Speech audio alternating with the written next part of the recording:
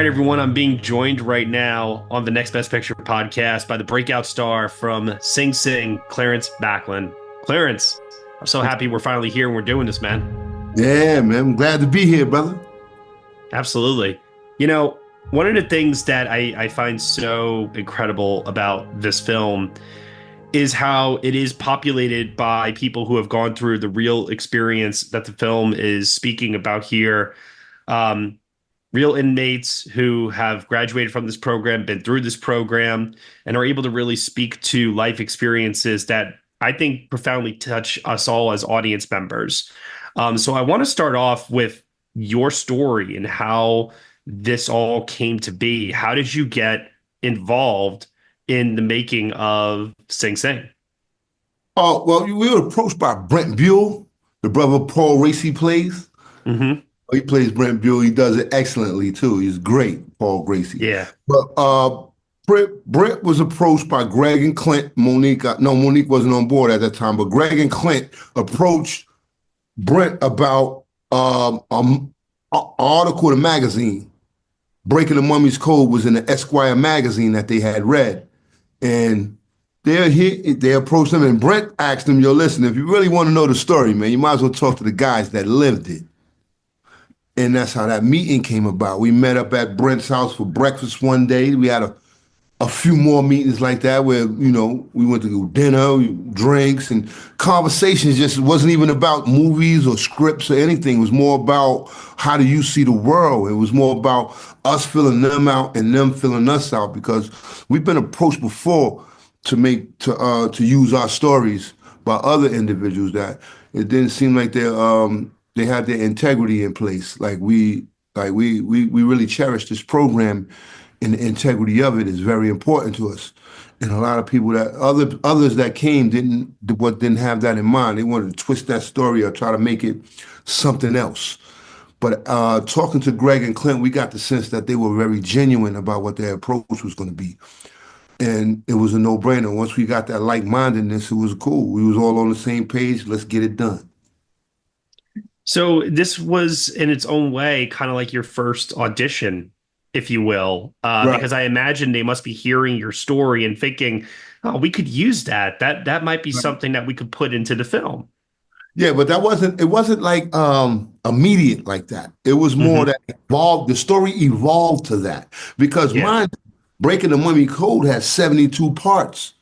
72 parts. I play like 5 different people in there. So when you approach us talking about you want to make a movie about Breaking the Mummy's Code, what character? Who are you talking about? So it evolved to that friendship because the story needed a thread line that goes all the way through. And the friendship between John Devine G. Whitfield and me was that thread that they needed. So that's when it evolved, because mind you, we were doing a lot of cold reads over Zoom and things of that nature, because we at the end of the pandemic when we start rehearsing and start trying to put together a script. So a lot of conversations would come up about experiences and things that happen in prison and how we can make this, how we could create this, boom, boom. And Greg and Clint, they're taking notes of the conversations and going back and creating scripts, right? Now, Hmm. when you bring these scripts to us and we put them on their feet to see how it loses something, there's something that was getting lost in the translation. So, and us knowing that there's really no place that you can go and study prison jargon. There's no place for you guys to go study that. So we had to bring that to the script. We had to bring the way we talk to one another to the script. And that's where the co-writer part comes in. Yeah. I want to bring it back even before all of this. So Where were you born? Where you come from, man? I'm born in Memphis, Tennessee, man. I migrated to New York, Mount Vernon, New York. How long you been in New York for? I've been in New York since I was 5 years old. Yeah, man. It's been my home since birth. I love it Yeah. here. Never want to leave, man. It's great. Um, so what was basically childhood like for you in terms of did you ever imagine or even have even a thought occur to you that one day I want to be like acting in a movie? that wasn't on the radar at all. However, I was very artistic. I like to draw, I like to paint, I like to create with my hands. You know what I mean? I like to sculpt. When I was a young kid, I used to I could make sculptures out of aluminum foil and wire hangers, bro. I could make something. You know what I mean? I can't do that. I'm not a Yeah. handy person, so Yeah, that was my thing, man, and then that left me like kind of being a loner because you don't really need. I don't need a team to do this. I could do this by myself. You know what I yeah. mean? That left me to be a loner, but that left me also to be like one of the unpopular kids in the neighborhood, and I really Oh, wanted to be in with the in crowd. So I kind of like shut down the artistic part of me because it wasn't fashionable at the time. I wasn't popular because of it. I wasn't a football player, basketball player, none of that. But I could fight. mm, That was my yeah. only thing. I could fight. So, and that was my go-to. I'll fight. But Got to that do what you got to do to survive, right? yeah. Survive. I grew up poor. Me and my brothers was the poor kids on the block. And this fighting came because y'all like to crack jokes about my brothers being poor. We could crack jokes about me all day. I'm good. I'm all right. But as soon as my brother cry because you want to crack jokes, it's gonna be a problem. And Yeah. that's where I started from. That started from right there. And then I started learning, I started seeing that these dudes can't really defend themselves. They can't really fight. They just talk like it. I turned into now I'm taking your stuff now. Now I'm hmm a neighborhood robber. That's how I Yeah. got to prison for robbery. So one thing just leads to another, basically. Yeah, basically. Yeah. Because it's basically because of that story. I did Oedipus Rex. You see how the moral of the story in Oedipus Rex is to stand up and not run away. Oedipus ran from a prophecy that was predicted of him. And that's what jammed him up. I ran from being the artist that I was supposed to be in the beginning. And that jammed me up. And now you're getting a chance to be that artist today. Right. Now I get to do it again. Yeah, man. Hell yeah. I love that. I Yeah, mean, I love that the whole movie is all about putting forward that there is a second chance for these guys. Your right. life does not have to be contained to those walls, and that the system is designed to make them believe that they belong there, which is really disheartening when you think about it. But Right. for you, what led to you getting out eventually? Well, it was a awakening, and I got to say that rehabilitation through the arts was really the springboard that led me to college, led me to all the beautiful relationships that I have now. The brothers that embrace, we created our own network where if we know how to depend on one another because we created this network to get out of that prison mentality, to get out of that dog eat dog world mentality, we created a safe space for ourselves. And that safe space extends out beyond those walls because we got a lot of alumni out here, a lot of the volunteers that's still a part of this network. You know what I mean? Yeah. So that's not so for everybody that comes out of prison. And that's hmm what we want to address, and that's what we want to try to change. We want to try to create networks and let people know that the people behind the wall are just that people that possibly made mistakes or whatever, but given a second chance, giving some hope, giving some, you know what I mean, a little bit of love and understanding, I'm positive that we could bring about different people. Yeah. So I recently spoke to you and you told me that, pursuing acting beyond Sing Sing is something that you're interested in. Oh, Um, yes. with the work that you're also describing through the RTA program and the networking and stuff, you were looking to do that also simultaneously? Well, listen, I already have a non-for-profit organization that's still doing it. We've been doing it before this movie thing. hmm But the movie thing is my thing. It's always been, and I'm definitely going to pursue this, because I'm going to try to use one to enhance the other. However, they both going to work. Yeah. For you, when you were growing up, what were some of your favorite movies? Oh man, I like all the karate flicks that came on on Saturday afternoon. You know that. You grew Yeah. up too. I loved all the Yeah. karate flicks. I used to I like the westerns. You know what I hmm mean? Even down to Petticoat Junction. You remember that? Yeah. No, absolutely. And then like, Yeah, but like, the thing about those types of films too was that they were accessible for everyone, like yeah, back then as everyone. well. Like you Yeah, could pay dirt money to just go see like a ton of different uh, genre yeah, flicks you back can to see back to about back. 20 movies for $5. Hmm. Seriously. I mean, it was a great time. Then, of course, with the video rentals and stuff, it Yeah, just opened up a yeah, whole yeah. doorway. Turned it different. So, with the success of this film and the way it's been received lately, your performance has received a tremendous amount of praise, and rightfully so. I love how much. Um, I don't even want to say your character because it is you. You're playing yourself in this movie. So I love how much you, Clarence Maclin, command the space. But yet when you step into the RTA, you do see how he feels out of his element or you Right, feel out of your element a little bit and right. you have to learn how to work within that space. Yeah. um, would you say that that was true to life as well, where in the yard or wherever it was, you felt like you owned that space, but when you got into the RTA program, it took a little acclimating to get involved? That's exactly true to form because in the yard it's a different me. And in all those other different spaces, it's a different me. But mind you, it took me a year of not getting in any trouble just to get in RTA, Yeah, just to get in. So I'm tiptoeing in here a little bit. I don't really want to. I'm still me, but I don't want to step on no toes or nothing.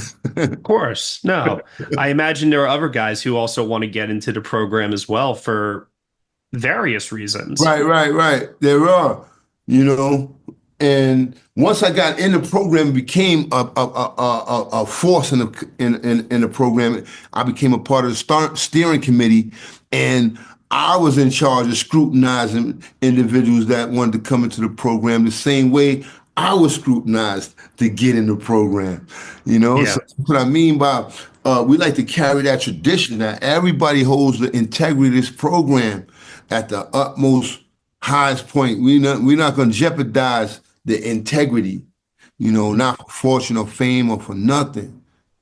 Yeah. And of course, when you're working on film, that's obviously different than working on stage before your Yes. peers and such. Oh yes. So, what did you learn, would you say, from working opposite Coleman, Greg? What words of wisdom did they impart upon you first time in front of the camera? Well, the first thing is that me and Coleman come from the theater background. So Hmm. in the theater that I had to work in, we had poor acoustics and a terrible sound system. So I got to project a little bit louder. So this Yeah. is how I was trained, and this is what I knew how to perform.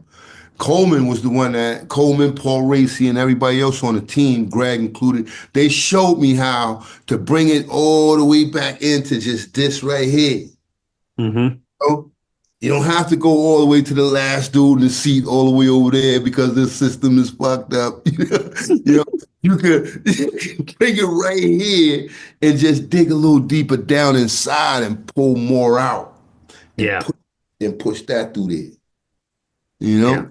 So Absolutely. that's the jewels that I got from them brothers and it helped me greatly in bringing about that performance that you saw. Hmm. Yeah.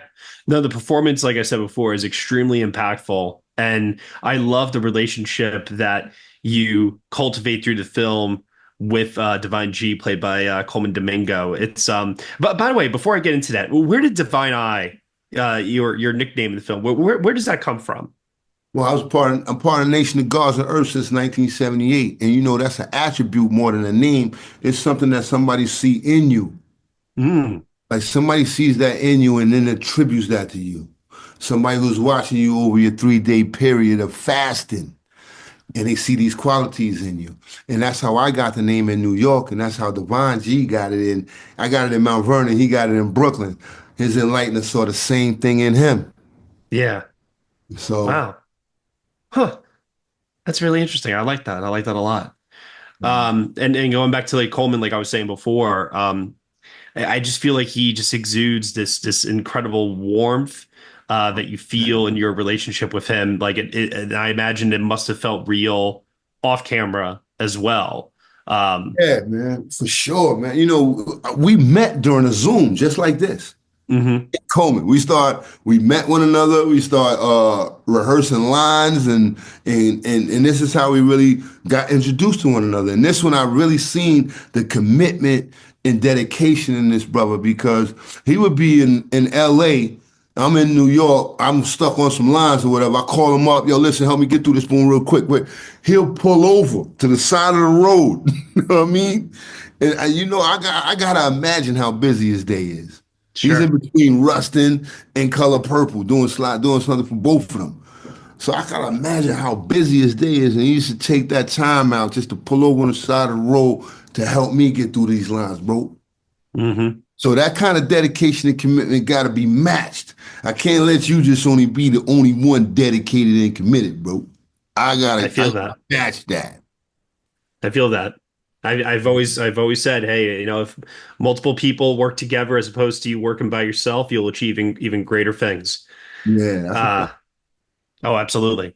Who has been for you, because this film has been screening now for a while, going all the way back to last year's Toronto Film Right. Festival where it had its world premiere. Who has been the person that's come up to you after the screening, giving you a compliment, or you just found out that they were there and watching it and you were like, pinch me. That that person just came up to me and said that thing? Like, who was that for you? Well, that would be last night. That would be Sharon Stone. Oh, nice. Crazy. Not last night, but the night of the awards, Hmm. the gala. Oh my God, it was so star studded. Yeah. It's There's a lot of people crazy. over there right Then we now. had a screening here at this hotel. We Hmm. had a screening at this hotel. A lot of people showed out there too, but that's when Sharon Stone popped out. I Yeah. didn't know she was even here. So when she imagine Sharon Stone's telling me how wonderful I am. Yeah.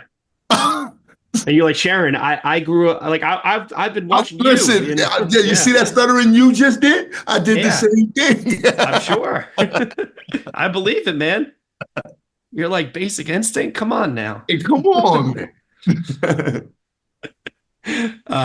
So I imagine too, even today, you probably still have friends or people you know who are still locked up, part of the program. You said before, you stay in touch with a lot of people. Yes. I imagine you want them to see the film, but it might prove to be difficult. I imagine getting a Well, we prison went to inside show Sing inmates a Sing. film. We went Yeah. inside Sing Sing and we did a screening in there with some of the brothers from RTA. Yeah, yeah. Yeah, we did a I screening heard in there. about that. And we just did one in San Quentin prison too. Hmm. Went in And there, I screening in there. Both very successful. Brothers received it very well. And it showed to be therapeutic for them. It's some ways cathartic, for them to even witness and yeah, find themselves in the movie, because like I said, we like to shine a light on a portion of population that don't really get the light shined on them. And all the brothers that are involved with RTA that saw that Sing Sing, all the brothers that are involved with the film festival that we showed it in San Quentin, are individuals who chose to try to better themselves and try to want to. Even a lot of the brothers in San Quentin are not coming home. yeah, But they chose to better themselves anyway, not for themselves, but for their loved ones, for their daughters, for their sons, for their mothers, for the people that's at home that still hold them in certain regards. And the power of this art that we have here that you're using to express yourself, once that touch your family and they see, that's a different kind of reaction you're gonna get. You're gonna see a different person. You have to. yeah. I have to imagine you must be incredibly proud of just having another layer on top of the RTA program that can help with the ultimate Yeah, goal here. Like you said, for it to be therapeutic, for it to help change the course of somebody's life, you're effectively saving lives. exactly. That's Yeah. exactly what we intend to do. Yeah, man.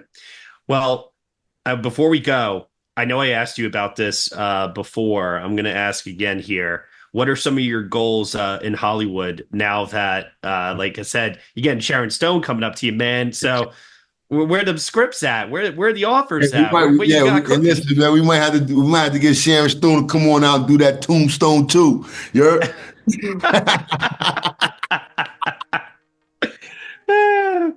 So, but really, though, what's on the bucket list? Like, I definitely want to do a what have you been Western. imagining? I want to do a Western. I want to do some sci-fi. I want to do some 007.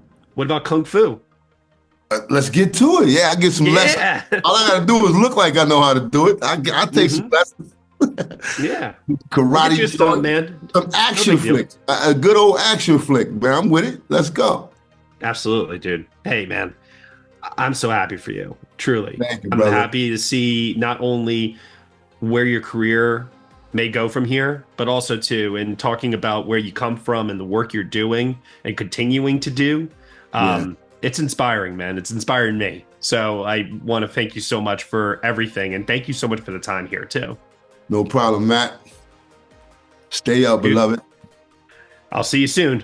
Yeah, for sure. Take care, man. All right.